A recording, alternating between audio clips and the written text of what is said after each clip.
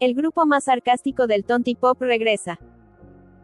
Nacho Escolar, de teclado Casio a director de periódico, 25 años después, confiesa la verdad de por qué huyeron del escenario. Un reencuentro cargado de ego y anécdotas salvajes. Tienes que ver esto. Alto voltaje. La reunión más esperada del indie pop, Meteosat vuelve a la carga alto voltaje.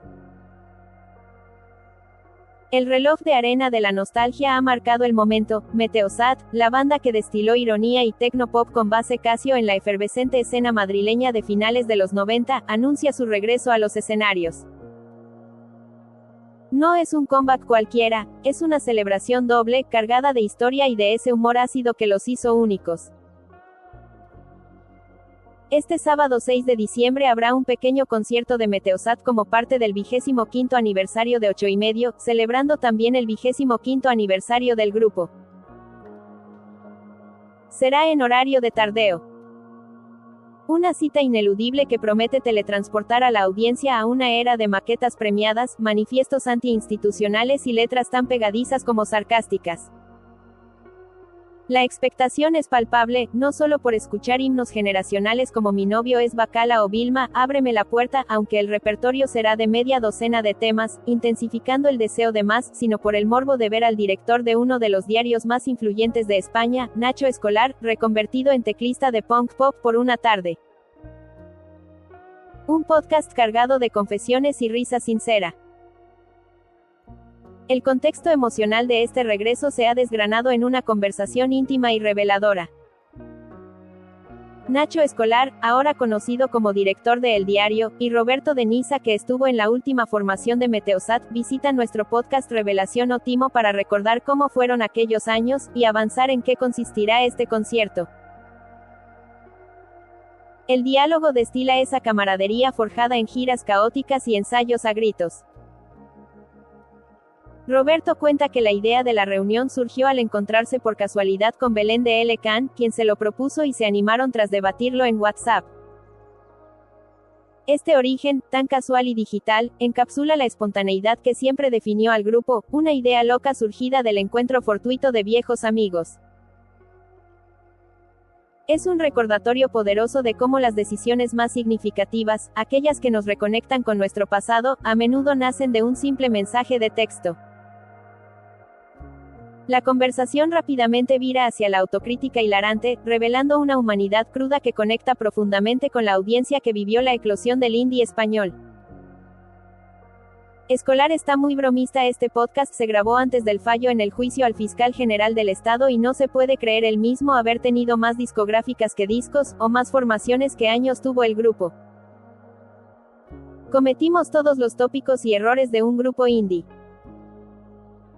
Nuestro suelo fue participar en un disco de homenaje a Enrique y Ana, afirma entre carcajadas.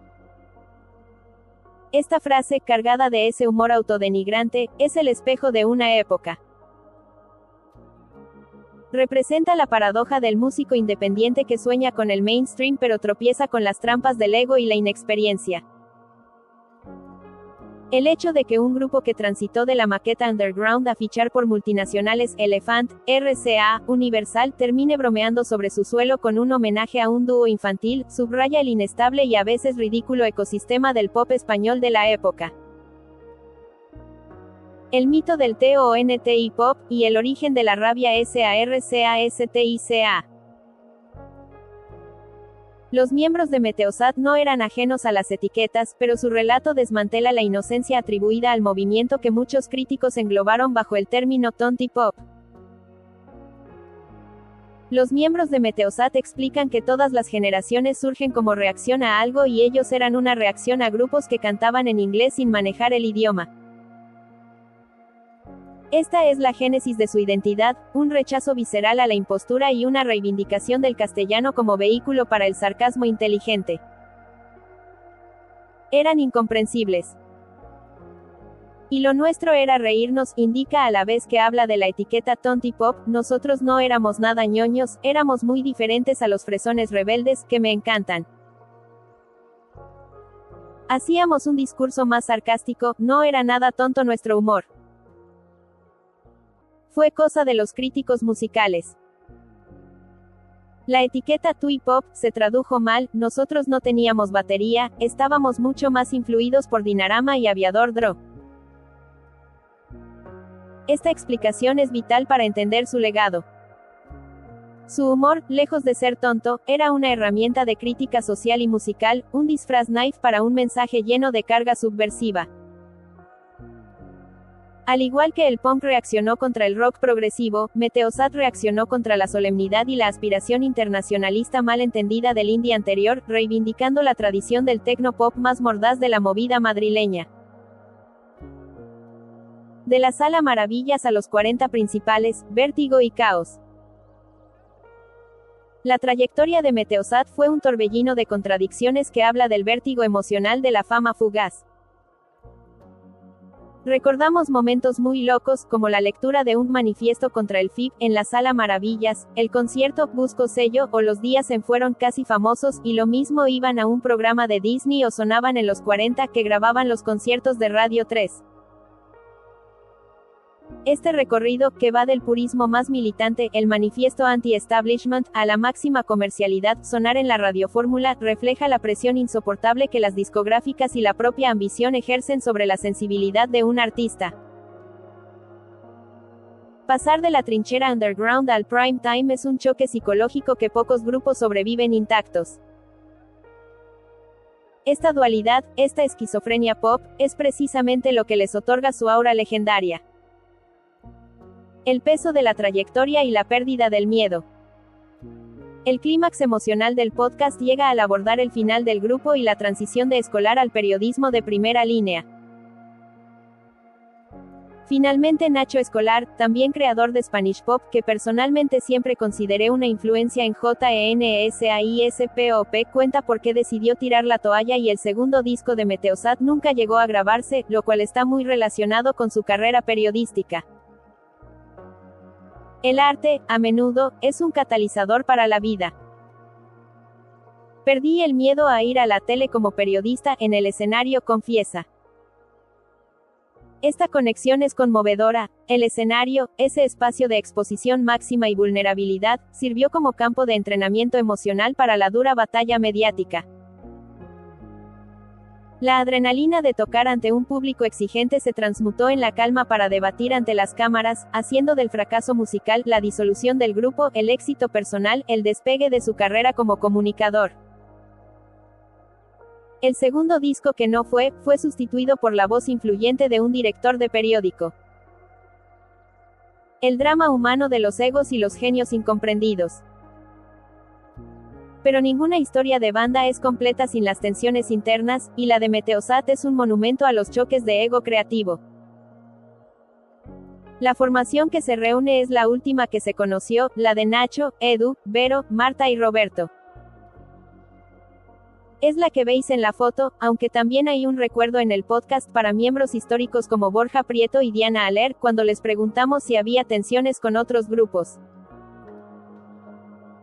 Nosotros teníamos la división dentro, no teníamos necesidad de exportar nada, bromea Escolar hablando de las conocidas diferencias que había dentro de Meteosat.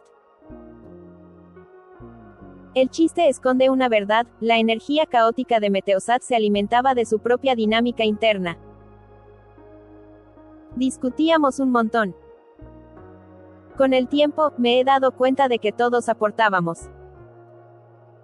Borja y Diana son genios del marketing.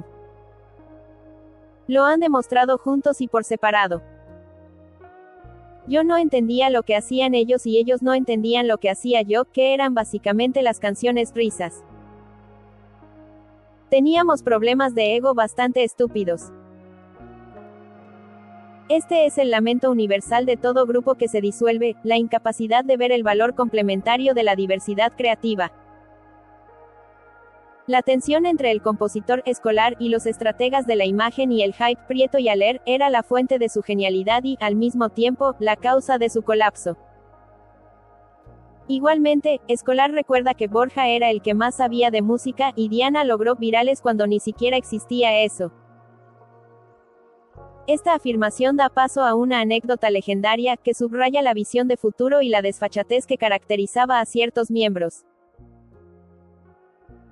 Como contó la propia Diana Haller en entrevista con JENSAISPOP hace unos años, era ella misma quien escribía a Rock Deluxe o llamaba al contestador de Siglo XXI, para polemizar sobre su propio grupo, fingiendo ser otras personas. Así, conseguía que se hablase de Meteosat a todas horas. Este self-marketing subversivo, décadas antes de la era de los influencers, demuestra que el verdadero genio pop no reside solo en la melodía, sino en la audacia de manipular el discurso. Más sobre la carrera de Meteosat, en el podcast que mencionamos varias veces en este episodio, Solo me hablas de movidas de hace 20 años. Corazón Brillante, un baile de emociones en el reencuentro Corazón Brillante. Este concierto no es solo un repaso de hits, es una cita con la melancolía divertida, con la banda sonora de la juventud de muchos y con la revelación de que las decisiones más importantes de la vida, ya sea abandonar el teclado o dirigir un periódico, a menudo tienen sus raíces en un escenario de escaso presupuesto. La formación de Nacho, Edu, Vero, Marta y Roberto se prepara para desatar esa tormenta eléctrica y emocional por una única tarde, demostrando que, incluso después de un cuarto de siglo, la sátira pop y el sonido techno siguen siendo la mejor medicina para la nostalgia. No te quedes sin vivir este momento único, donde el periodismo se encuentra con el